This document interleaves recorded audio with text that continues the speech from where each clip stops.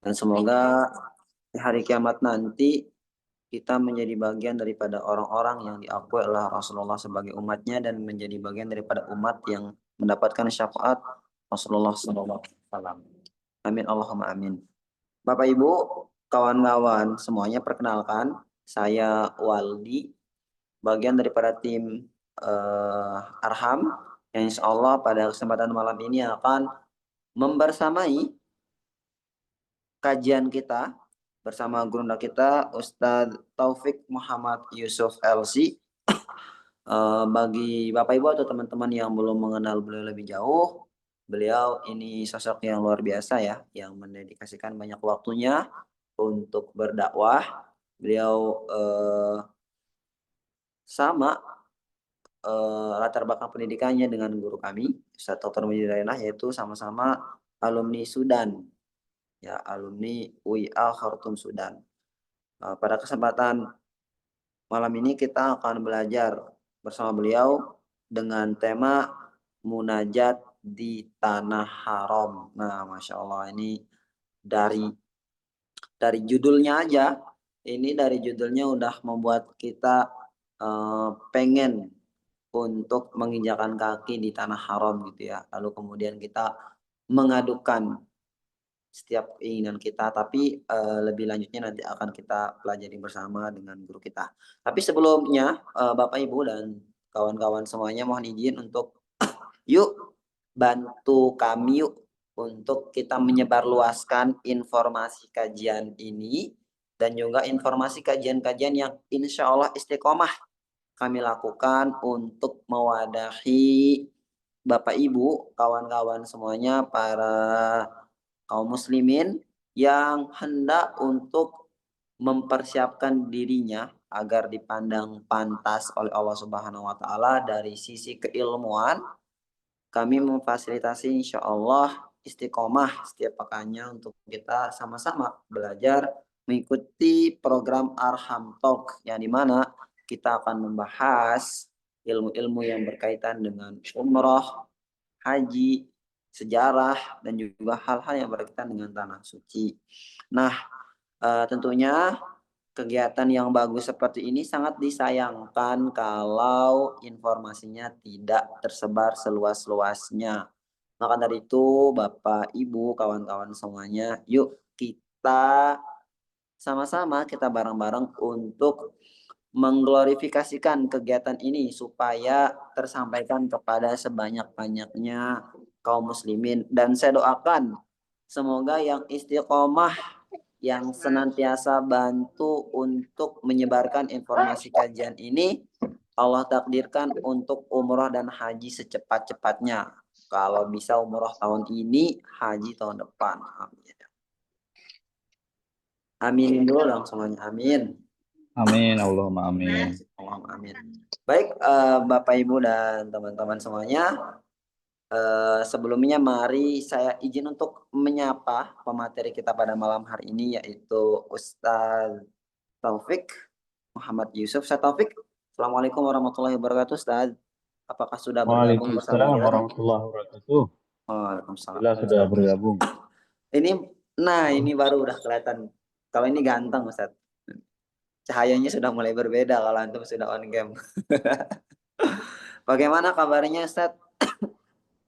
Alhamdulillah sehat walafiat. Alhamdulillah, Ustadz ya. Tetap dalam keadaan semangat walaupun berkegiatan seharian, Ustadz ya. Ya, ya. Justru ini nge-recharge ya, Ustadz ya. Justru ini nge-recharge energi ya pada malam hari ini ya, Ustadz. Insya Allah. Allah. Insya Allah, Ustadz. Ini tema pada malam hari ini menarik nih, Ustadz. Munajat di tanah haram. Ini bisa dikasih tahu abstraknya gimana, Ustadz? Gambarannya ini gimana, Ustadz?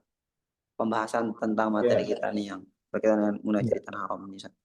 Spill sedikit, Ustadz. ya, ya munajat, Bismillahirrahmanirrahim. Munajat maksudnya adalah doa karena memang di tanah haram nanti salah satu ibadah yang sangat penting dan kesempatan kita berada di Mekah, di Madinah, salah satu ibadah yang sangat perlu kita lakukan adalah doa bermunajat kepada Allah Subhanahu wa taala. Dan tentu Allah Subhanahu wa taala eh, menjadikan beberapa tempat sebagai tempat yang mustajab, dan begitu juga Allah Subhanahu wa taala menjadikan beberapa waktu di kehidupan umat Islam di waktu-waktu tertentu, yang dimana di waktu tersebut doa-doa kita, munajat-munajat kita kepada Allah Subhanahu wa taala lebih cepat untuk, atau lebih berpotensi untuk dikabulkan, tentu dengan tujuan memotivasi kita semua untuk selalu berharap dan berdoa kepada Allah Subhanahu wa taala. Mungkin itu Masya sebagai Allah, Masya Allah. Berarti ini kita akan belajar tips and trick untuk memperbesar potensi terkabulnya doa ketika berada di tanah haram. Kurang lebih seperti itu ya, Ustaz? ya kurang lebih seperti itu. Ah, Masya Kemudian Allah. kita flashback lagi, mengingat kembali tentang pentingnya berdoa, dan bahwa doa itu adalah salah satu ibadah yang menunjukkan bahwa manusia itu membutuhkan Allah Subhanahu wa taala, yang menunjukkan bahwa kita ini lemah, kita ini tidak merasa sudah cukup dari rahmat Allah Subhanahu wa taala. Masya Allah, sangat-sangat menarik dan bermanfaat ini tema materi kita pada malam hari ini. Maka dari itu sangat sayang nih kalau misalkan materi ini hanya tersampaikan kepada ikut kajian saja. Silakan sembari nanti mengikuti kegiatan Arham Talk ini, paralel dengan itu, sembari itu mohon izin untuk ikut menyebarluaskan informasi ini ya, Bapak Ibu dan kawan-kawan semuanya. Baik, saya juga sudah tidak sabar ini untuk belajar bersama. Kabar juga ada slide, oleh karena itu selebihnya saya persilakan kepada guru kita Ustaz Taufik untuk menyampaikan materi pada malam hari ini. Fadhol masykur ya Ustaz. Ya, Bismillahirrahmanirrahim. Assalamualaikum warahmatullahi wabarakatuh. Waalaikumsalam warahmatullahi wabarakatuh. Alhamdulillah, wassalatu wassalamu ala Rasulillah wa ala alihi wa sahbihi wa mawala. Amma ba'. Puji syukur kehadiran Allah Subhanahu wa taala yang sampai pada malam hari ini masih memberikan berbagai macam nikmat yang sangat besar pada kita. Dan yang pertama adalah nikmat kita dilahirkan sebagai orang yang beriman. Kita dilahirkan dari dua orang tua yang beriman kepada Allah Subhanahu wa taala, dan nikmat Islam, dan berbagai macam nikmat-nikmat lain, baik itu adalah nikmat yang kita sadari bahwa itu adalah nikmat dari Allah Subhanahu wa taala, atau nikmat-nikmat yang kita mungkin sudah lupa bahwa itu adalah nikmat yang besar dari Allah Subhanahu wa taala. Salah seorang guru kami menceritakan bahwa salah satu nikmat yang besar, contoh ya, yang Allah berikan kepada kita adalah nikmat berdetaknya jantung kita, yang dimana bahkan ketika kita tidur kita tidak pernah berwasiat ya, kita tidak pernah berhati-hati, bahkan kita tidak pernah berdoa misalnya, ya Allah semoga jantung saya tidak berhenti berdetak ya.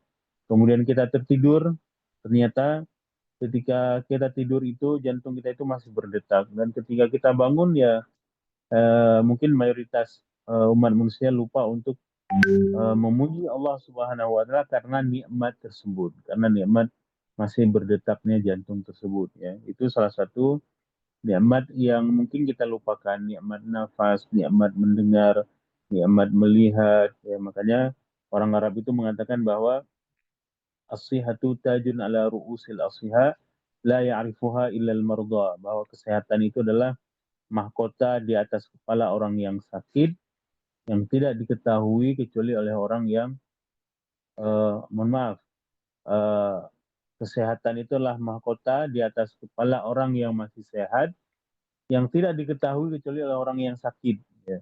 Orang sakit tahu bahwa di kepalanya orang sehat itu ada mahkota. Cuman orang yang sehat tidak menyadarinya.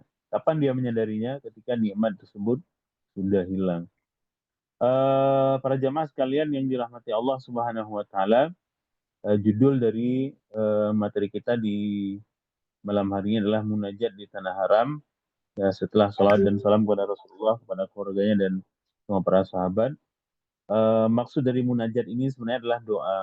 Ya, di kesempatan ini saya mengingatkan diri saya secara pribadi untuk kita itu merasa membutuhkan Allah Subhanahu wa taala. Ya.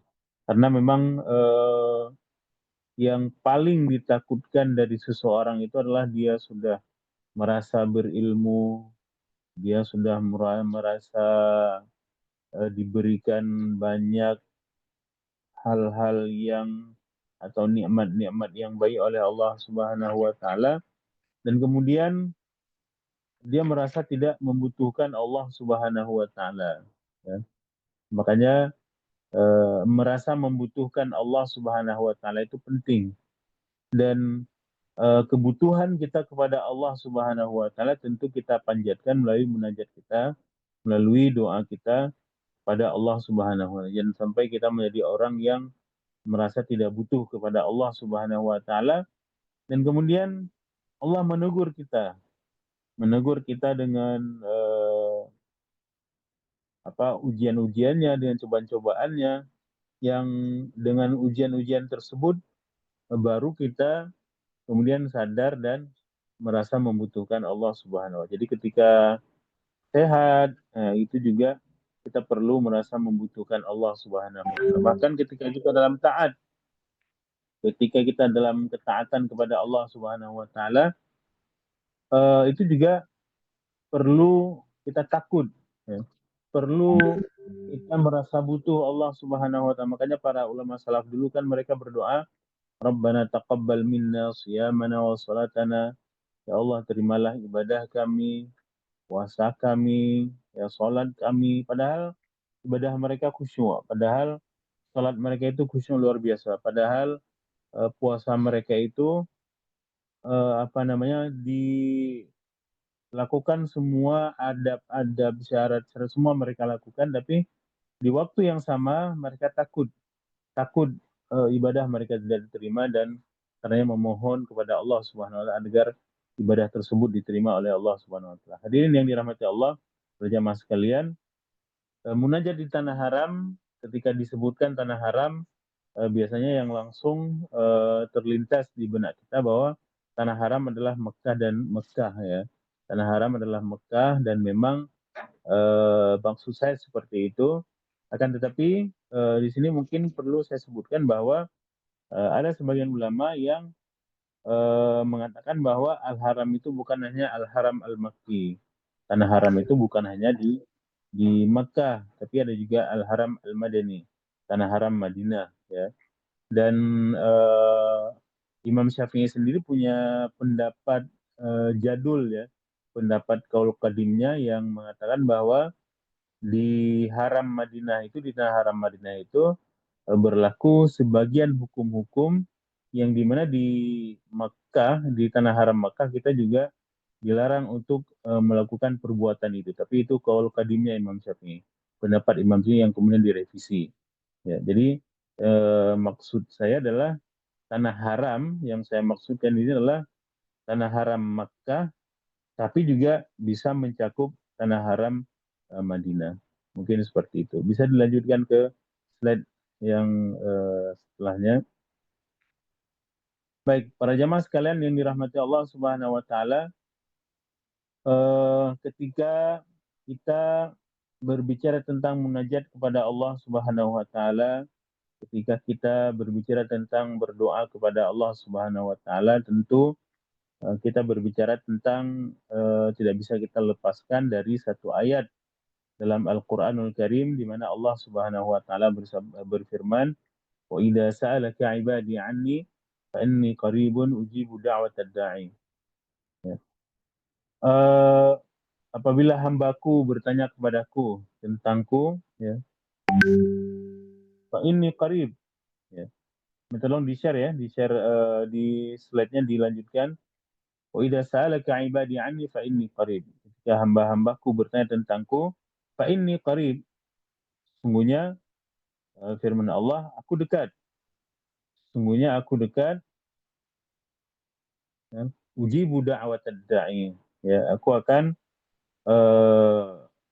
menjawab ya, menjawab ataupun mendengar ataupun mengijabahkan doa-doa dari orang-orang yang meminta kepadaku, seperti itu.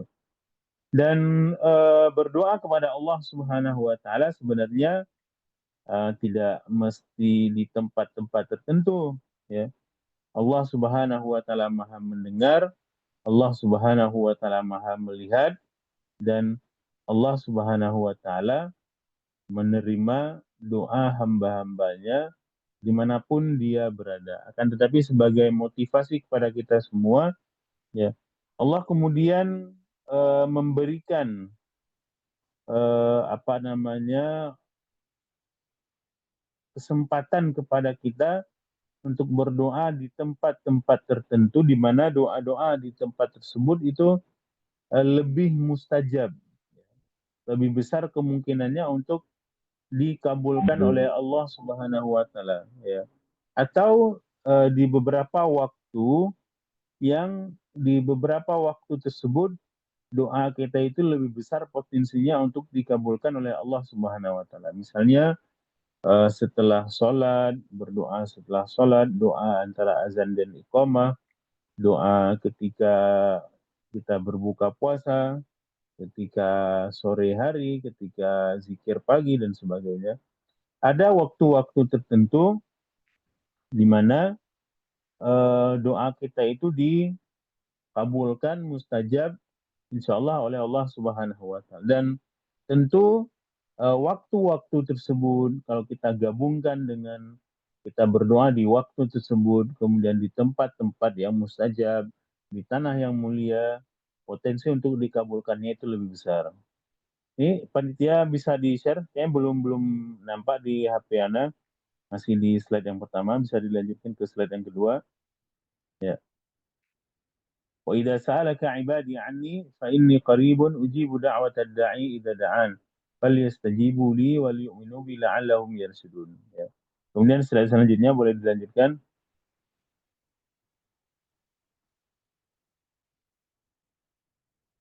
Ya. Nah, ini salah satu hadis dari Rasulullah Shallallahu alaihi wasallam dari Nu'man bin Bashir radhiyallahu anhuma, an Nabi Shallallahu alaihi wasallam qala ad-du'a'u wal ibadah, bahwa doa itu adalah ibadah, ya. Dari Nu'man bin Bashir, beliau menyampaikan bahwa doa itu adalah ibadah. Saya kira semua kita sudah tahu bahwa doa itu adalah ibadah. Tapi kenapa saya lampirkan atau sampaikan kembali hadis ini? Ini untuk mengingatkan kita semua bahwa, ya, kita berdoa itu bukan hanya agar doa kita itu dikabulkan, seperti itu. Nah, karena doa itu adalah ibadah, ya, maka seandainya kita sudah diberikan kesempatan oleh Allah Subhanahu wa taala untuk berdoa, maka itu adalah satu kesempatan, ya, yang besar dari Allah Subhanahu wa taala kepada kita. Itu salah satu taufik atau petunjuk yang besar yang diberikan oleh Allah Subhanahu wa taala kepada kita. Kenapa? Karena Allah Subhanahu wa taala menempatkan kita di tempat-tempat, ya, atau di tempat, di posisi di mana kita merasa membutuhkan Allah Subhanahu wa taala. Itu urusan kesekian, ya. Karena dengan kita diberikan, kita merasa membutuhkan Allah Subhanahu wa taala, ya, dan kemudian kita berdoa, itu sudah luar biasa, itu sudah dapat pahala kita. Ya, terlepas apakah doa kita itu dikabulkan oleh Allah Subhanahu wa taala atau tidak. Maka apa namanya, bahaya sekali orang-orang yang kemudian di hidupnya itu diberikan berbagai macam nikmat, hartanya banyak, anaknya banyak, ya, karirnya mentereng, semua yang dia butuhkan itu ada, sehingga kemudian dia merasa tidak membutuhkan Allah Subhanahu wa Ta'ala, jarang berdoa. Kalaupun berdoa, ya mengaminkan doa orang lain, apakah itu doa dalam bahasa Arab yang sama sekali tidak hadir hatinya, ya. Amin, amin, ya. Hatinya itu nggak ada rasa membutuhkan Allah Subhanahu Wa Taala. Ini bahaya sekali, ya. Ini bahaya sekali, ya.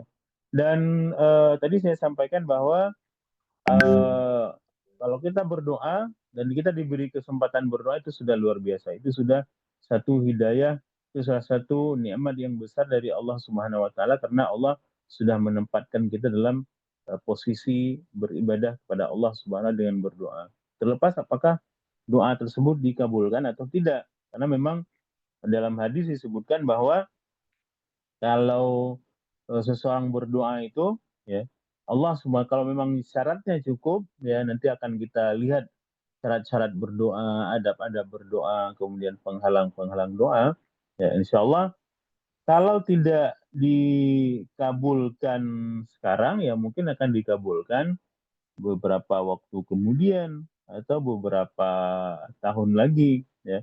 Karena tidak mesti bahwa Allah Subhanahu wa taala itu mengabulkan doa kita itu dalam hitungan jam atau hari, itu enggak. Kita nggak bisa ya memaksa Allah seperti itu. Ya, bahkan Nabi Musa aja, ya para ulama mengatakan bahwa Nabi Musa aja yang pernah berdoa kepada Allah Subhanahu wa taala agar Firaun itu ditenggelamkan oleh Allah SWT, dihancurkan oleh Allah Subhanahu wa taala, ya. Para ulama itu mengatakan bahwa Firaun itu baru tenggelam dalam lautan merah itu, di laut merah itu 40 tahun setelah Nabi Musa berdoa seperti itu, ya. Jadi jangan sampai kemudian kita pesimis ketika doa kita hari ini tidak dikabulkan, ah malas berdoa doa terus, ya nggak dikabulkan. Atau Allah mengabulkan doa kita nanti di hari kiamat, atau Allah gantikan, hilangkan bahaya yang harusnya menimpa kita karena kita sudah berdoa kepada Allah Subhanahu wa taala, ya.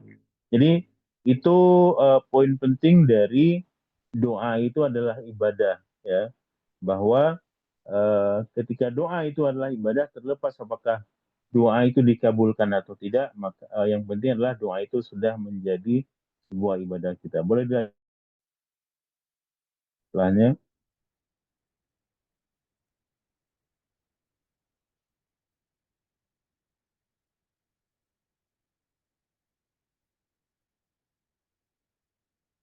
Boleh dilanjut ya. Eh, ini saya ingin mengingatkan lagi beberapa adab ya kita berdoa kepada Allah Subhanahu wa taala.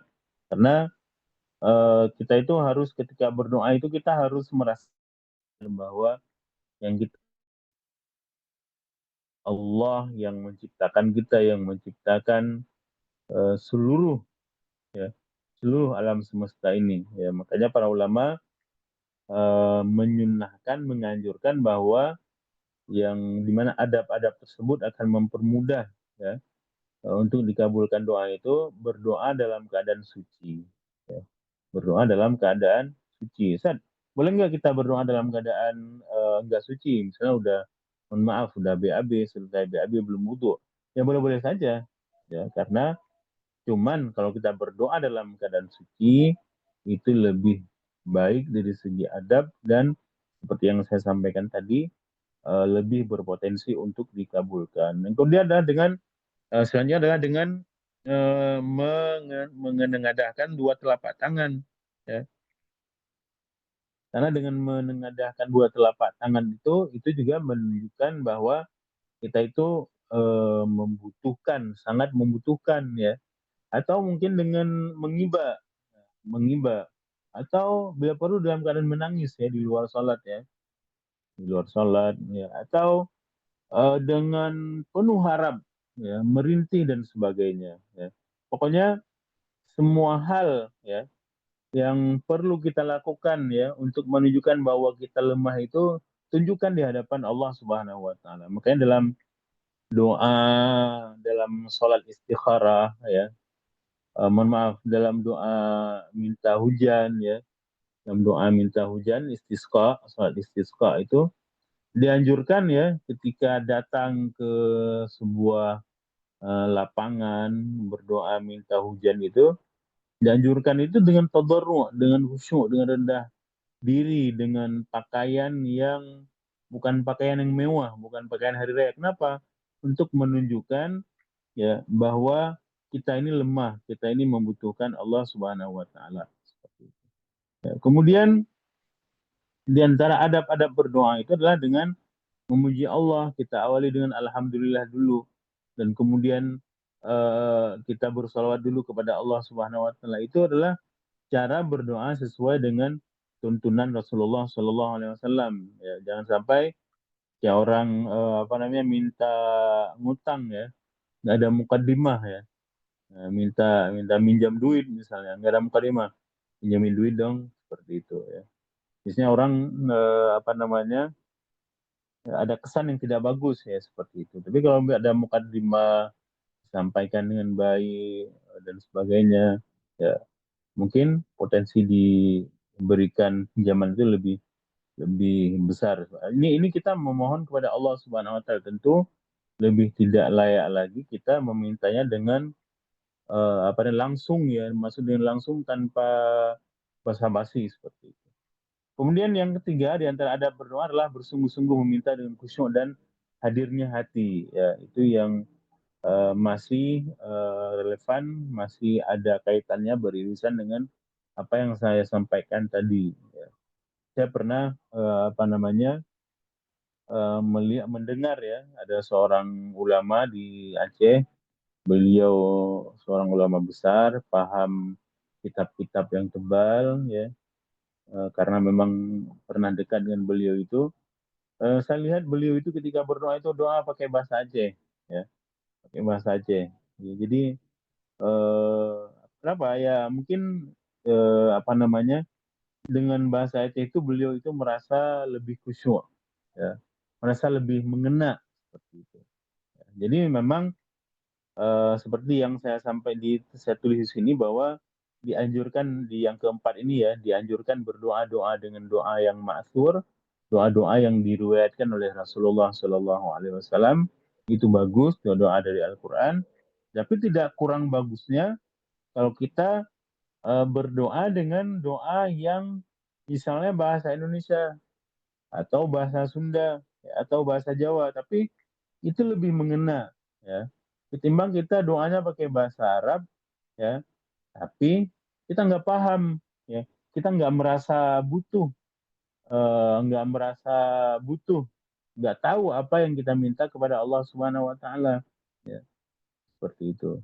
Ya. Ini bukan bukan maksud saya untuk mengatakan bahwa berdoa dengan bahasa daerah itu lebih bagus ketimbang bahasa Arab, enggak. Tapi maksud saya adalah sebisa mungkin kita berdoa dengan doa yang maksur, tapi kita mengetahui atau boleh pakai bahasa Arab, tapi kita mengetahui ya arti dari doa yang kita baca. Kalau kita nggak bisa bahasa Arab ya dan nggak paham bahasa Arab, ya udah ya doa pakai bahasa daerah aja seperti itu. Jadi seperti yang saya sampaikan di sini memang di antara adab-adab yang berdoa yang sebaiknya itu adalah berdoa dengan doa-doa yang maksur. Maksur itu maksudnya ya doa-doa yang diriwayatkan dari Rasulullah.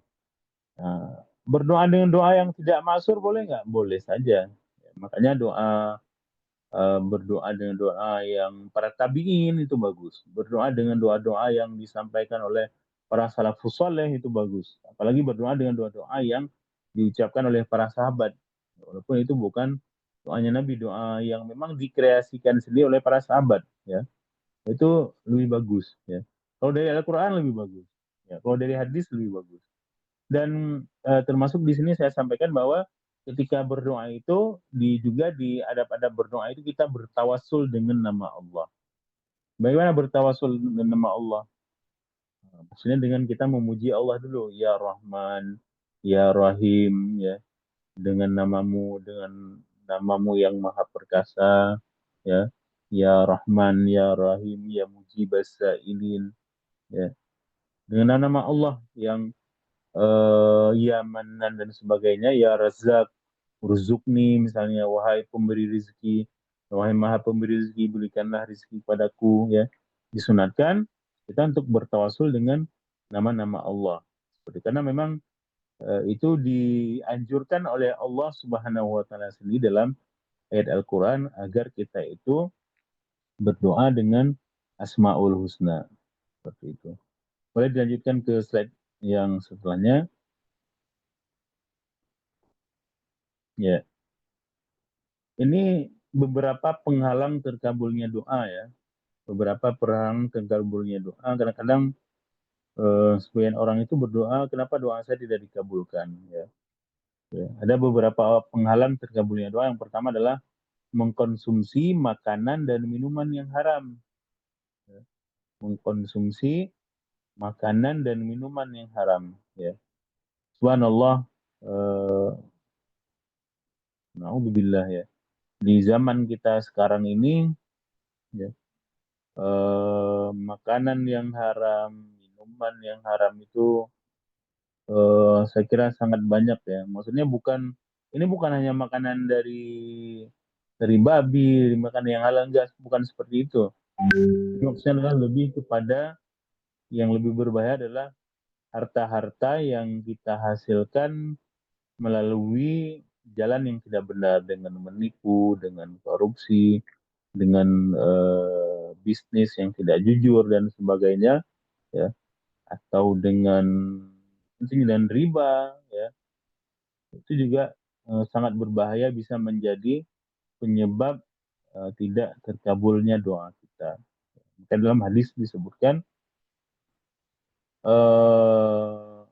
ada seorang hamba yang dia rambutnya kotor dan sebagainya, ya, wa gudiya wa malbasu haram, ya, wa mat'amuhu haram, ya, minumannya haram, makanannya haram, ya, pakaiannya dari haram, ya, fa'anna yustajabu lahu, ya, bagaimana dikabulkan doa orang-orang seperti ini, ya.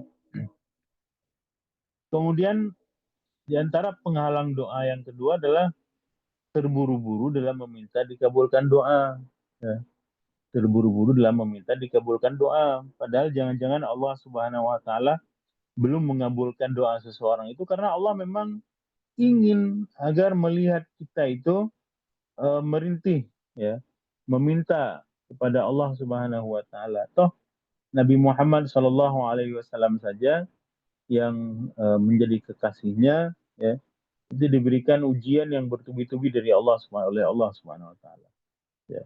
Sejak kecil sudah kehilangan ayah, kehilangan ibu, kehilangan kakek, kehilangan orang-orang yang dicintai, pamannya, istrinya, ya. Kemudian ketika berdakwah ke Taif, ya, dengan harapan bahwa dakwah beliau diterima, ya, ternyata malah dilempari dengan batu, ya. Hingga kemudian Rasulullah menyampaikan di situ, Allahumma ilaika asku dha'fa quwwati. Ya Allah, kepadamulah aku mengeluhkan dha'fa quwwati, ya, kelemahan tidak adanya dayaku. Wakillati hilati dan seterusnya. Doa yang diucapkan oleh Rasulullah ketika beliau itu berada di titik terendah, ya, diboikot, diusir, ya. Dan kenapa Allah menempatkan Rasulullah di tempat seperti itu? Diusir, diboikot, ya, dilempari batu. Ya.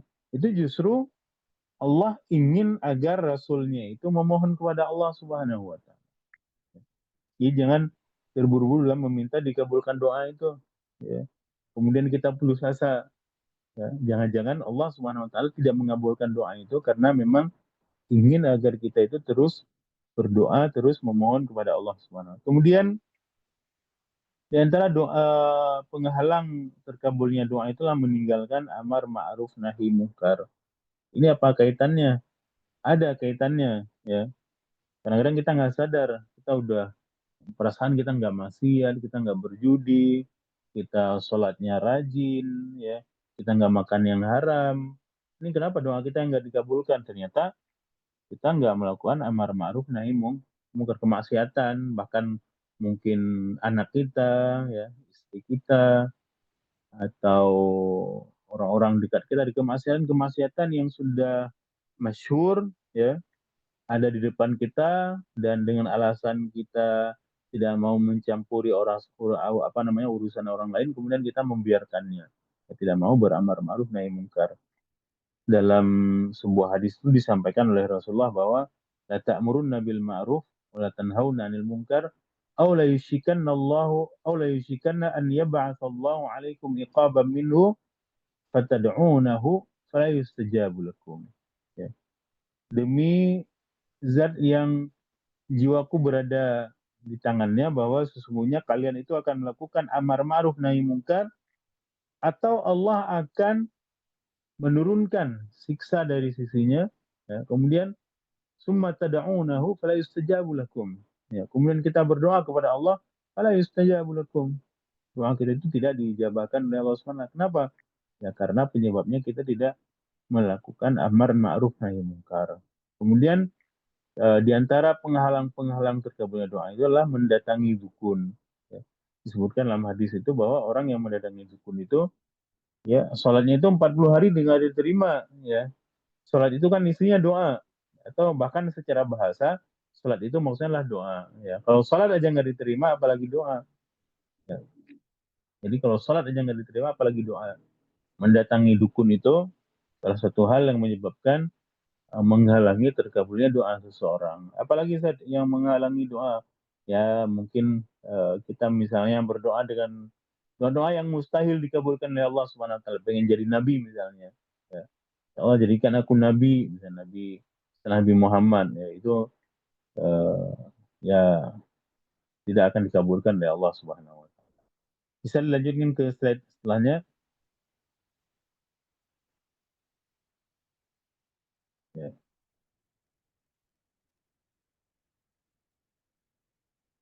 Ya, ini salah satu tempat, ya, yang ketika Bapak Ibu nanti umroh, ya, salah satu tempat yang disunnahkan berdoa. Dari Ibnu Abbas, ya, beliau menyampaikan bahwa antara rukun Hajar Aswad dan pintu Ka'bah terdapat Al-Multazam. Ya, seorang pun hamba Allah Subhanahu wa taala yang berdoa di tempat ini kecuali dikabulkan doanya. Hadis ini hadis mauquf. Sebenarnya sanadnya itu ada dhaifnya, ya. Tapi oleh para ulama hadis ini diamalkan karena boleh mengamalkan dengan beramal dengan hadis dhaif. Multazam itu apa? Multazam itulah salah satu tempat yang ada di antara Hajar Aswad dan pintu Ka'bah. Nah, di situ kalau kita dekat dengan Ka'bah, ya, disunahkan untuk berdoa di situ. Atau jauh, Ustaz, di lantai 2 misalnya. Nggak apa-apa kalau kalau kira-kira lagi arahnya ke situ, lagi dekat dengan, maksudnya arahnya sejajar dengan multazam ini, jadi disunahkan untuk berdoa doa-doa yang kita inginkan, ya. Kemudian apalagi banyak doa-doa itu yang disunahkan untuk kita bacakan. Ini hanya contoh saja, ya, contoh saja. Dan lafaz doanya itu nanti dihafal, ya, dihafal, ada bukunya di teman-teman pembimbing travel nanti diminta doa-doa itu, doa ketika di multazam. Kemudian sebelumnya itu, sebelum antara Hajar Aswad dan Rukun Yamani itu, sebelum Hajar Aswad kalau kita tahu itu juga salah satu tempat yang doanya mustajab, ya. Bisa kita mengucapkan, sebagian para ulama itu meriwayatkan bahwa disunahkan berdoa dengan doa Rabbana atina fid dunya hasanah wa fil akhirati hasanah wa qina adzabannar.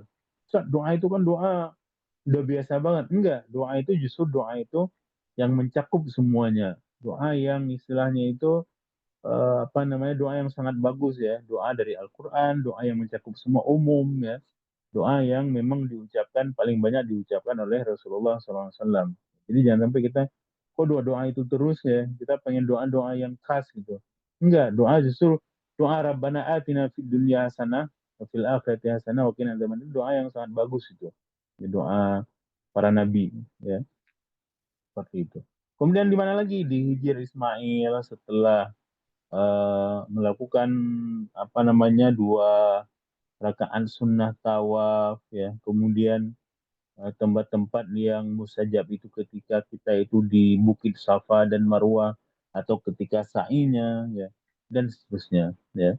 Saya tidak menyampaikan semuanya tempat yang disunahkan berdoa yang ada di Mekah ya. Tapi pada intinya adalah di kesempatan ini kita itu tahu bahwa kesempatan umroh itu tidak adalah bukan apa tidak semua orang mendapatkan kesempatan untuk umroh tersebut. Maka perlu kita siapkan, bahkan kita niatkan di hati kita sebelum keberangkatan kita untuk berdoa di tempat itu dengan harapan dikabulkan. Ya. Dengan harapan dikabulkan dan subhanallah eh, banyak orang yang dikabulkan ketika dia doanya itu ketika dia umroh. Saya punya teman dekat eh, entah berapa tahun, mungkin udah lewat 10-an tahun, udah apa namanya udah pesimis lah untuk punya anak ya. Tapi kadarullah alhamdulillah berangkat umroh ya, eh, pulang dari umroh itu ya minum air zam-zam ya, jangan lupa minum air zam-zam nanti ketika di sana ya, sebisa mungkin dalam keadaan berpuasa dikumpulkan itu semua asbab-asbabnya, waktu buka puasa di hari Jumat ya, atau antara azan dan iqamah ya, azan maghrib, kemudian kita di tempat yang mulia ya. Jadi semua asbab-asbab itu, semua sebab-sebab dikabulkan doa itu ada ya. Itu mudah-mudahan keinginan-keinginan kita yang besar itu tercapai. Teman saya tadi itu alhamdulillah pulang dari umrah itu istrinya alhamdulillah hamil dan melahirkan, punya anak 1, 2, bahkan 3 ya, atau di mana setelah sebelumnya itu udah 15 tahun berapa saya lupa, entah 10 tahun atau 15 tahun udah hampir nyerah itu nggak punya anak ya, seperti itu. Boleh dilanjutkan ke slide setelahnya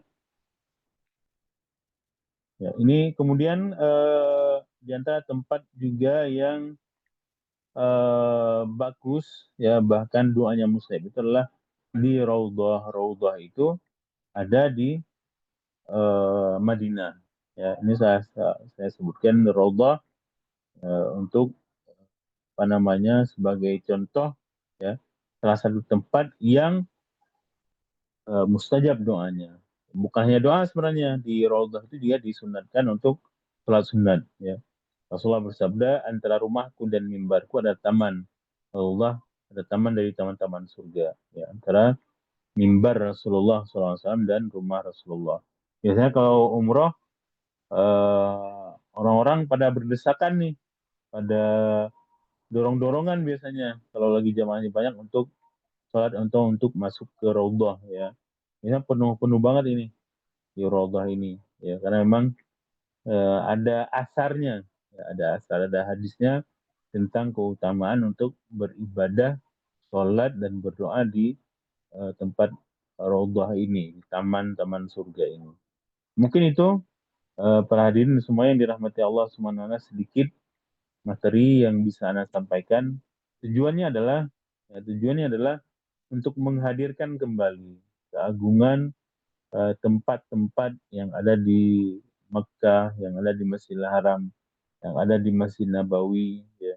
Kemudian kita mengambil kesempatan kita untuk berdoa dengan setulus-tulusnya dan kehadiran hati kita bukan hanya menghafal bahasa Arabnya, tapi memang kita berdoa dengan harapan orang yang sudah putus harapan kecuali kepada Allah Subhanahu wa taala ya. Afama yujibul muttarra idza da'a ya. Orang-orang yang sudah sangat mudarat, nggak punya harapan lagi ya, seperti itu. Mungkin itu yang bisa Anda sampaikan untuk doa-doanya, lafaz-lafaz doanya ya, nggak mungkin dihafal di sekarang ini ya, di malam ini harus ada tag ya, kalau belum hafal ada doa yang perlu dihafal dulu Kemudian jangan lupa diingat-ingat artinya. Ya, kenapa? Karena doa yang baik adalah doa yang kita baca dengan kehadiran hati kita. Bagaimana hati kita hadir? Ya tentu dengan kita paham artinya. Mungkin itu yang bisa saya sampaikan. Jazakumullah khairul jaza. Saya kembalikan lagi kepada MC. Allah. Masya Allah, luar biasa menarik ya materi kita pada malam hari ini.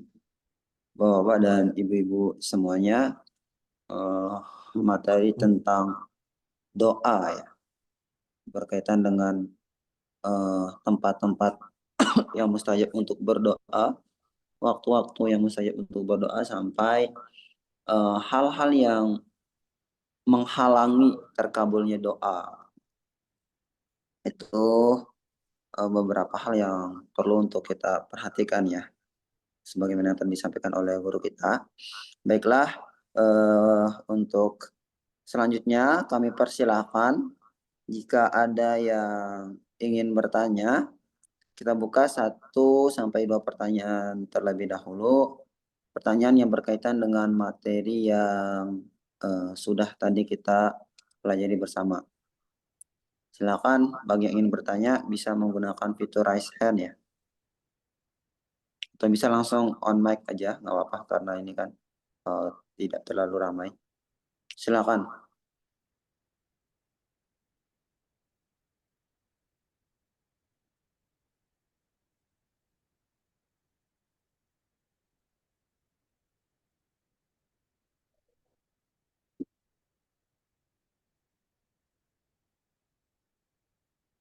Saya beri waktu 1 sampai 2 menit ya untuk mempersiapkan pertanyaannya.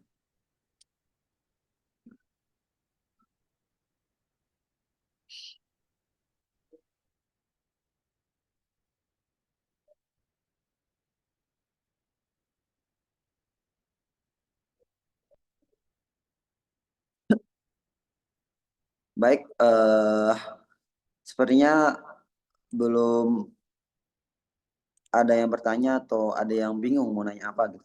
Saya yang izin bertanya, Ustaz. Apa Ustaz? Ya, Ana izin bertanya, izin. Ustaz. Tadi kan ada pembahasan mengenai eh, hal-hal yang menyebabkan terhalangnya atau tidak terkabulnya doa ya, Ustaz. Salah satunya adalah makanan dan minuman yang haram, Ustaz. Nah, pertanyaannya gini, Ustaz. Seandainya dulu kita pernah mengkonsumsi makanan yang haram. Mungkin makanan yang haram ini satu dari sisi zatnya itu udah haram, dua karena cara mendapatkannya juga haram itu saja. Kita pernah mengkonsumsi makanan atau minuman yang haram Ustaz. Tapi beberapa waktu berikutnya kita bertaubat Ustaz. Kita bertaubat. Nah, eh, tapi kan makanan dan minuman itu sudah terlanjur kita makan Ustaz. Ngalir, ada yang jadi darah, jadi telinga, jadi hidung, jadi mata gitu, jadi tangan.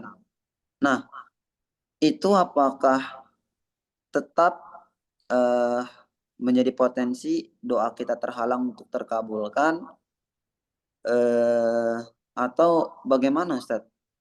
Dan kalau misalkan doa kita jadi kalau kita obati eh, itu sudah hilang gitu ya, efek samping dari makanan dan minuman haram tadi, kira-kira bagaimana cara tobat yang benarnya?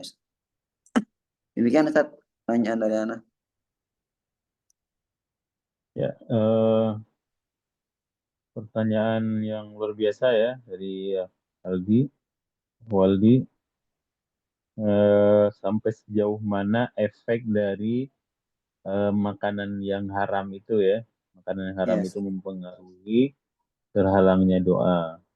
Ini untuk menjawabnya, eh, saya pribadi tidak punya jawaban yang sangat meyakinkan ya, karena memang setahu saya memang tidak disampaikan ya efek dari makanan yang haram itu berapa lama, karena memang tidak disampaikan secara detail ya. Tapi kemungkinan besarnya kalau memang misalnya makanan haram tersebut dari ini dalam bentuk makanan ya, ini haram, katakanlah babi misalnya. Ya, kita makan babi, sadar atau miras ya, kan haram tuh. Ya, kita makan hal tersebut dan apa namanya? Kemudian kita tobat kepada Allah Subhanahu wa taala ya. Harapannya ya, harapannya besar kemungkinan mudah-mudahan seperti itu. Dengan tobat nasuha tersebut apa namanya? Doa kita sudah makbul kembali. Itu yang pertama. Kemudian kalau makanan yang haram itu adalah makanan yang misalnya hasil menipu ya. Kita nipu orang nih. Kemudian kita makan makanan yang haram tersebut ya. Ya. Nah, untuk agar doa kita itu dikabulkan kembali, ya syaratnya adalah yang pertama tobat, yang kedua adalah dengan apa namanya menghalalkan makanan tersebut. Gimana menghalalkannya? Kalau misalnya kita pernah nipu orang, misalnya, udah uang hasil tipuan tersebut kita datang ke orangnya, kita ganti rugi ke dia. Ya, kita ganti rugi. Saya pernah ngambil, katakanlah misalnya kita nyuri uang orang misalnya, kita nyuri uang orang misalnya, atau kita nyuri ayam orang, makanan orang misalnya. Kan makanan tersebut halal, halal dari segi zatnya, maksudnya dia nggak ada najisnya ya, bukan khamar, bukan minuman keras, bukan, mohon maaf, bukan daging babi ya, tapi itu daging curian, makanan curian misalnya. Ya, jadi gimana untuk menghalalkan atau untuk agar doa kita itu makbul kembali, ya kita harus meminta izin atau meminta kerelaan dari yang punya makanan tersebut ya, agar makanan tersebut diikhlaskan atau kita bayar. Misalnya kita pernah ngambil, katakanlah nih, mangga orang ya, mengambil mangga orang, ngambil makanan orang, ya berarti kan salah satu syarat tobatnya itu kan harus harus kalau apa kesalahan itu, dosa itu terikat dengan manusia, itu kan harus dikembalikan barang tersebut ya. Dan dengan dikembalikan barang tersebut, dengan dihalalkan barang tersebut, makanan tersebut, ya itu harapannya apa namanya doa kita itu sudah makbul kembali, sudah putih bersih. Ya, saya kira itu jawabannya. Itu bukan bukan jawaban yang mutlak 100% ya, tapi sejauh pemahaman Anda seperti itu. Karena yang namanya tobat itu insya Allah membuat orang-orang itu bersih kembali. Jadi efek dari makan yang haram itu kita harapkan sudah tidak ada lagi, dan doa kita itu sudah menjadi doa yang makbul. Mudah-mudahan seperti itu. Allah a'lam bishawab. Ya, Masya Allah. Siap, Ustaz. Terima kasih atas jawabannya. Kalau misalkan tadi makanan haramnya itu bersumber dari makanan yang dari sisi zatnya haram, itu kita tobat nasuha, Ustaz ya. Tapi kalau yang Iya, dari cara memperolehnya itu yang membuat dia jadi haram, itu kita sembuhkan dengan contohnya mencuri, ya kita kembalikan atau kita ganti rugi. kembalikan. Iya, siap. Ini ada yang mau bertanya lagi. Kalau nggak ada yang bertanya lagi, biar saya borong pertanyaannya. Antum bisa sampai jam berapa ini, Ustaz? Sampai setengah 10 kayaknya, jam 21.30. Sampai jam 21.30 ya. Baik, sembari menunggu yang lain ini, Ustaz, untuk bertanya, kita lanjutkan pembahasan yang tadi ya, Ustaz. Ya, Ini, Ustaz, kan biasanya tuh ada orang-orang yang, apalagi anak-anak yang masa kecil, Ustaz ya, dia tuh suka curi mangga biasanya, Ustaz. ya, Ya kan, tadi ya. di kebun gitu, Ustaz. Nah, waktu dia kecil itu dia nggak tahu tuh, Ustaz, siapa yang punya mangga, siapa yang punya rambutan. Itu kemakan aja, Ustaz, masuk ke dalam tubuhnya itu. Mungkin udah jadi telinga, jadi hidung sekarang. Nah, akhirnya dia dewasa loh, Ustaz. Ketika masa dewasa itu gimana cara konfirmasi siapa yang punya mangga waktu kecil itu. Ini tanahnya bisa Iya, jadi sudah terjual, kebunnya bisa jadi udah berganti bangunan dan lain sebagainya. Set. Itu gimana? Set? ya. Jadi Allah alam ya. Eh, Tahu anak perbuatan anak kecil itu tidak dianggap mukallaf, ya. Artinya ketika dia waktu kecil itu dia melakukan kesalahan, apakah itu dengan mengambil punya orang, ya, nah, itu tidak berefek kepada secara hukum fikih nih. Kita nggak tahu secara mungkin tazkiyatun nafsnya ya. Itu secara hukum fikih yang udah pasti anak yang belum balik itu dia tidak ada taklif ya, tidak ada beban apa-apa. Dan kalaupun ketahuan misalnya ketahuan nih, dia udah makan anak umur 10 tahun, dia nyolong, mohon maaf ini ya, nyolong mangga misalnya, ya udah mangga itu kan dimakan kan, mangga Ah, itu dimakan. Yang perlu diperdebatkan misalnya kalau misalnya pemilik mangga tahu, ya, hmm. pemilik mangga tahu ini anak ini ngambil mangga. Nah, pemilik mangganya kan bisa nuntut ke orang tuanya dan orang tuanya itu harus membayar. Anak ini nggak ada taklif dia, kan belum balik itu belum ada taklif, nggak ada pembebanan hukum apa-apa. Ya, sama aja kayak anak misalnya umur 10 tahun ya, eh, apa namanya, dia misalnya di waktu azan azan sholat Jumat misalnya dia melaksanakan akad jual beli ya, kan haram juga itu, akadnya haram. Anak umur 10 tahun beli permen, beli ini ya. Itu insya Allah tidak mengotori hatinya. Kenapa ya? Karena dia belum mukallaf seperti itu ya. Jadi itu yang patokannya itu udah balik atau belumnya dia balik. Tapi kalau misalnya udah balik, udah Gimana? umur Set? 14 tahun, 15 tahun, ya mau nggak mau harus cari. Mau Ah, nggak mau harus cari itu. Cari pemiliknya. Kalau nggak ada pemiliknya, ahli warisnya. Karena kalau ahli warisnya juga udah meninggal, ya, ya misalnya nih di satu tempat kita pernah ngambil misalnya si A dulu misalnya tinggalnya di Papua kan, di Sulawesi misalnya, ya. Anak di kampung-kampung itu kadang-kadang ngambil itu udah biasa aja, ya ngambil punya orang. Padahal kan tetap nggak boleh, ya. Tetap Iya. nggak boleh. Kemudian kita pindah ke Jakarta nih, orang tua pindah tugas, ya. Yang di sana tuh udah meninggal, jauh pula ke Papua kan, kalau harus naik pesawat. Dan pas kita datang ke sana taruhlah udah meninggal ternyata, Waduh, anaknya juga nggak ada, ya. waduh. eh Anak pernah baca itu Imam Ghazali itu memberikan solusi kita itu bersedekah atas nama orang tersebut, ya, Oh, Masya Allah. bersedekah bersedekah atas nama orang tersebut, ya. Jadi nanti, tapi ini iftirat ya, ini jalan keluarnya ya.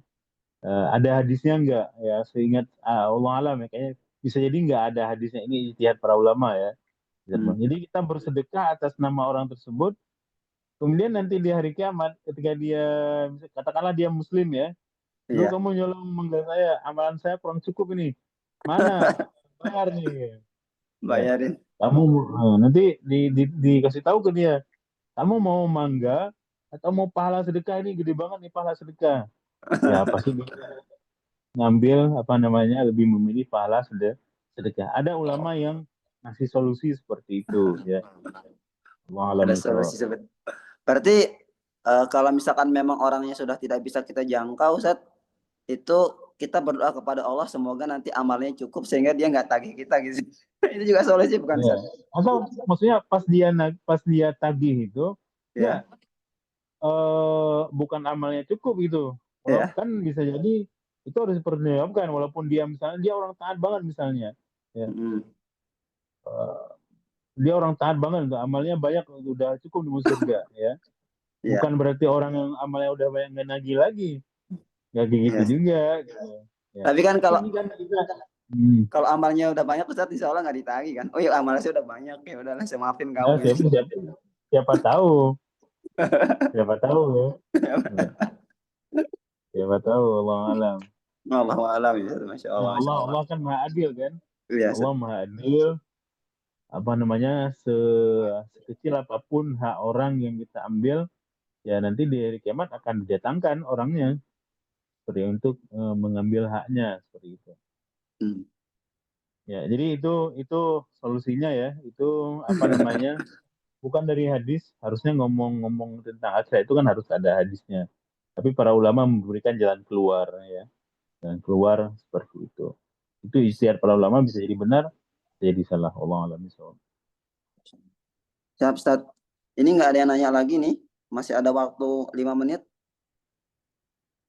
Kalau rugi nih, kalau nggak ada yang tanya nih. Guru kita ilmunya luar biasa. Baik, kalau gitu, Ana izin untuk melanjutkan pertanyaan lagi, Ustaz. Ana borong semua stop pertanyaannya.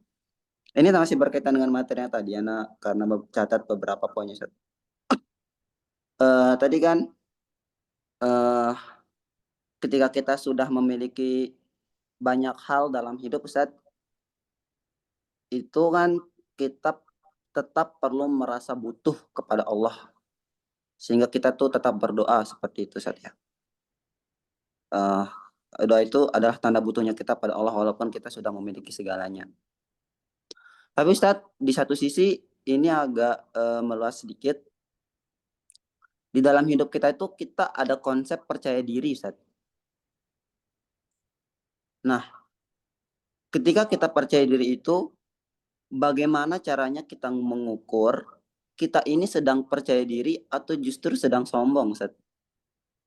Takutnya nanti terlalu percaya diri itu justru jatuh kepada kesombongan gitu. Nah, ini gimana cara mengukurnya, Ustaz? Eh, Konsep percaya diri dan butuh pada Allah gitu, Ustaz. Ini bisa dijelaskan, Ustaz? Ya, Bismillahirrahmanirrahim. Percaya diri itu kan ada sebabnya. Misalnya orang, katakan contohnya ya, contohnya misalnya orang percaya diri dalam tampil, misalnya tampil di atas panggung ya, terampil di sebuah pekerjaan ya. Kenapa dia percaya diri? Biasanya kepercayaan dirinya itu ada karena pengalaman, karena persiapan dan sebagainya, ya kan? Karena pengalaman, persiapan dan sebagainya. Ya, tapi itu bagus, percaya diri itu bagus, ya, percaya diri itu bagus. Tapi jangan sampai kemudian kita lupa melibatkan Allah Subhanahu Wa Taala. Ya, makanya kan ada istilah usaha, doa, dan tawakal kan? Usaha, doa, tawakal. Sepede apapun kita, ya, tetap jangan sampai kita lupa berdoa kepada Allah Subhanahu Wa Taala dan berharap agar apa namanya, perbuatan atau amalan yang kita lakukan itu dilancarkan oleh Allah Subhanahu Wa Taala, seperti itu. Jadi batas antara pede dan sombong itu apa? Ya batasnya tipis, ya batasnya tipis. Yang lebih tahu yang lebih tahu kan Allah Subhanahu Wa Taala ya. Dan mungkin kita juga nggak tahu, bisa jadi kita nggak tahu. Dan karena memang doa itu kan nggak wajib sebenarnya. Enggak, maksud saya doa itu nggak wajib kita lakukan di setiap kondisi. Di setiap pekerjaan yang kita lakukan itu kan kita nggak wajib berdoa. Bukan berarti misalnya orang yang bisa melakukan suatu pekerjaan, kemudian dia tidak berdoa, dia langsung dicap sombong, kan nggak seperti itu Hmm. konsepnya. Ya. Hmm. Nah, cuman itu kan masalah hati, ya, Hmm. masalah hati, itu masalah Hmm. hati. Jadi cuman ketika orang misalnya dia melakukan satu pekerjaan sukses, tanpa doa dia sukses. Kemudian dia melakukan pekerjaan itu lagi sukses, tanpa doa sukses. Dan kemudian dia lupa, ya bisa jadi Allah Subhanahu Wa Taala menegur dia. Satu kali dia nggak sukses. Kenapa? Itu untuk mengingatkan dia bahwa kamu itu, ya, seberapapun besar persiapan kamu, kamu itu tetap, kalau Allah nggak mengizinkan, kamu itu nggak bisa melakukan perbuatan itu. Ya. Jadi kita kita ngomong batas yang tipis antara pede dan sombong itu seperti apa, kayaknya itu sangat, sangat sulit ya, sangat sulit untuk kita memvonis bahwa seorang itu sombong, sudah masuk ke tahap sombong atau belum. Ya. Maka itu kembali kepada kita sendiri. Ya, kalau kita misalnya terlalu pede, ya, kalau misalnya kita terlalu pede misalnya, tadi pedenya kita turunin dikit, bukan pedenya pede, bukan Turunin pedenya dikit. nurunin dikit, kemudian menjadi tidak pede, enggak. Maksudnya tetap merasa membutuhkan Allah SWT, dengan tetap berdoa kepada Allah SWT. Walaupun apapun yang kita lakukan itu berhasil, Hmm. ya. Mungkin walaupun kita nggak berhasil, ya. Tapi justru itu ketika apa yang kita lakukan itu berhasil, ya jangan-jangan itu istidrat. Kita harus menyadari itu, jangan-jangan itu istidrat. Ya, jangan Allah membiarkan kita itu sukses terus hingga membuat kita lupa. Jadi makanya kan ada istilah dalam Islam itu ada khauf wa raja. Hmm. Ada konsep khauf dan raja. Merasa takut dan berharap kepada Allah Subhanahu wa taala. Dan antara khauf dan raja itu kan harus harus seimbang ya. Harus seimbang, nggak boleh kita itu terlalu takut kepada Allah Subhanahu wa taala sampai takut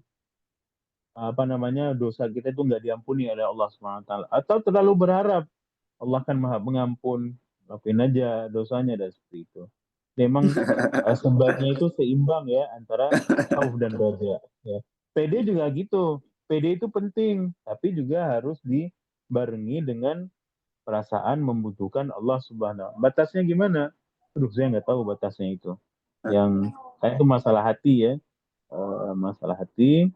Dan karena memang berdoa itu juga tidak diwajibkan di setiap kondisi seperti itu. Jadi yang bisa kita lakukan itu hanya mengingatkan kalau kita itu terlalu pede, kalau kita semua yang kita lakukan berhasil, kalau semua yang kita dapatkan itu ada, ya itu ujian kan? Itu ujian. Dalam surah Al-Fajr disampaikan bahwa fa'amal insanu idza mabtalahu rabbuhu fa'akramahu wa na'amahu fayaqulu rabbi akraman. Manusia itu kan kalau diberi nikmat oleh Allah Subhanahu wa taala, ya, kalau diberi nikmat yang banyak oleh Allah Subhanahu wa taala, dia mengatakan rabbi akraman, Tuhanku memuliakanku. Belum tentu, ya kan? Wa amma idza Abtalahu mabtalahu faqadara alaihi rizqahu fayaqulu rabbi ahanan. alaihi rizqahu fayaqul rabbi hanan. Kalau disedikitkan rezekinya, dia bilang Allah menghinakan dia, kan enggak seperti itu. Ya. Kaya itu bukan bukan bukan berarti Allah memuliakan seseorang. Ya, justru kekayaan itu, kalau kekayaan itu tidak bisa kita gunakan dalam ketaatan kepada Allah Subhanahu wa taala, justru itu istidrat. Justru itu adalah kita dibiarkan oleh Allah Subhanahu wa taala untuk kemudian kita ditarik di satu ketika, ya, ditarik di satu ketika, dan kemudian kita bisa jadi meninggal tanpa bersyukur kepada Allah Subhanahu wa taala, atau ketika dikasih ujian sedikit kita tidak bisa bersabar seperti itu. Jadi itu hal yang bisa saya sampaikan ke antum, ya, Siap. di batas antara Percaya diri dan PD, sombongan. sombong itu sulit disampaikan yang paling tahu itu antum ya. Tugas apa? Tugas kita adalah sebisa mungkin membarengi antara kepedean itu dan perasaan membutuhkan Allah Subhanahu wa taala. Karena doa itu sendiri nggak wajib. Alasannya seperti itu. Allah alam bisawab. Berarti kita harus tetap selalu memunculkan rasa butuh kepada Allah, itu saja salah satu tipsnya Ya, saja untuk ya, menekan adanya potensi kesombongan seperti itu saja. ya. Hmm. Siap, Masya Allah, ini luar biasa materi kita pada malam hari ini. Kita tetap insya Allah istiqomah untuk melaksanakan kajian seperti ini ya Bapak Ibu dan kawan-kawan semuanya. Berapapun jumlah yang hadir, kita insya Allah akan istiqomah. Akan tetapi kalau jumlahnya lebih ramai kan jadi lebih asik ya, diskusinya juga bisa lebih banyak arahnya, dan yang mendapatkan manfaat daripada materi ataupun ilmu yang kita pelajari ini jadi jumlah lebih banyak.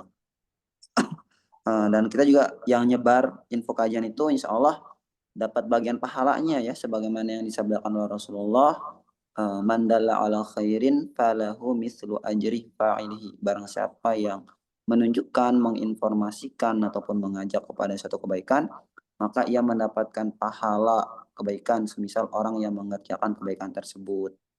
Nah, semoga dari ilmu-ilmu yang kita dapatkan ada orang yang tersentuh hatinya, bertambah keimanannya ataupun diamalkan dalam aktivitasnya sehari-hari, kita juga mendapatkan pahala dari hal-hal tersebut. Baik, eh eh sebelum kita tutup kajian kita, mari kita berdoa bersama ya. Bapak Ibu dan teman-teman semuanya insya Allah akan dipimpin oleh Ustadz Taufik. Dan sembari berdoa nanti kita foto sedikit, maka dari itu dari sekarang mohon izin untuk semuanya on kamera sembari memperhatikan auratnya masing-masing. Mohon ya untuk kita saling menghargai, maka dari itu mohon izin untuk bisa melakukan on cam semuanya. Sembari itu silakan Ustadz kita doa bersama.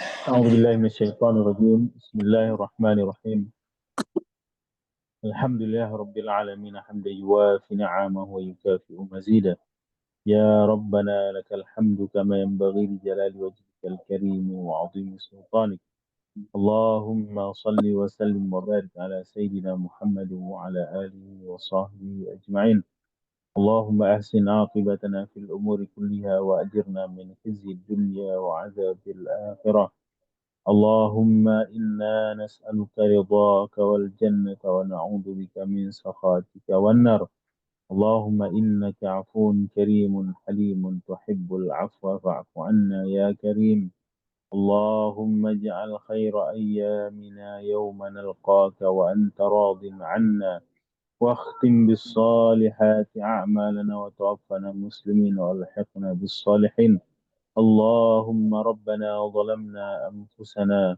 وإن لم تغفر لنا وترحمنا لنكونن من الخاسرين اللهم أرنا الحق حقا وارزقنا اتباعه وأرنا الباطل باطلا وارزقنا اجتنابه اللهم إنا نعوذ بك من الهم والحزن ونعوذ بك من العجز والكسل ونعوذ بك من الجبن والبخل ونعوذ بك من غلبة الدين وقهر الرجال ربنا ظلمنا أنفسنا وإن لم تغفر لنا وترحمنا لنكونن من الخاسرين ربنا آتنا في الدنيا حسنة وفي الآخرة حسنة وقنا عذاب النار ربنا لا تزغ قلوبنا بعد إذ هديتنا وهب لنا من لدنك رحمة إنك أنت الوهاب وصلى الله على سيدنا محمد وعلى آله وصحبه أجمعين سبحان ربك رب العزة عما يصفون وسلام على المرسلين والحمد لله رب العالمين.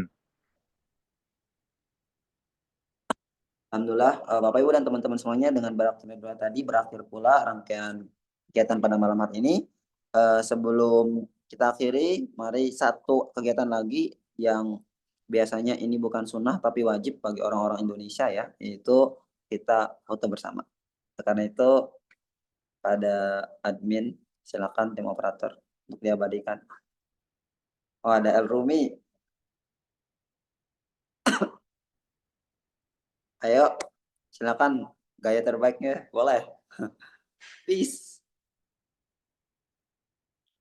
Minta tolong dong hitung aba-aba atau saya. 1, 2, 3. Lain sekali. Tauhid, tauhid. Nih. 1, 2, 3. 1, 2, 3. 1, 2, 3. Insya Allah ya, sudah terdokumentasi insya Allah. Baik, terima kasih kepada Bapak Ibu semuanya yang telah mengikuti rangkaian kegiatan sampai selesai. Mohon izin kalau misalkan pekan depan kita insya Allah akan mengadakan kajian lagi. Mohon izin ya Bapak Ibu semuanya, sepakat ya kalau bisa on cam dari awal sampai akhir. Karena ini kan kita kajiannya online. Karena kajiannya online, supaya ruhnya itu tetap terasa terhubung, akan lebih enak kalau kelihatan nih siapa saja penuntut ilmunya gitu ya. Ini ada Bu Siti Julaiha nih, kadang sering berkomunikasi sama saya. Assalamualaikum Bu, ada Bu Teti juga tadi, ada Kak Mia nih, ada luar biasa nih juga tim operator kita, sekaligus kori kita, Ustadz Resi Algaruti. Terima kasih kepada Bapak Ibu dan teman-teman semuanya yang sudah mengikuti rangkaian kegiatan yang baik. Terima kasih juga kepada Ustadz Taufik yang telah memberikan kepada kita ilmunya yang luar biasa. Kita sama-sama tutup dengan bacaan hamdalah dan doa kafaratul majlis. Alhamdulillahirabbil alamin. Subhanakallahumma wa bihamdika asyhadu an la ilaha illa anta astaghfiruka wa atubu ilaik. Assalamualaikum warahmatullahi wabarakatuh. Waalaikumsalam. Waalaikumsalam warahmatullahi wabarakatuh. Syukron, jazakallah khair Ustaz. Jazakallah khair Ustaz.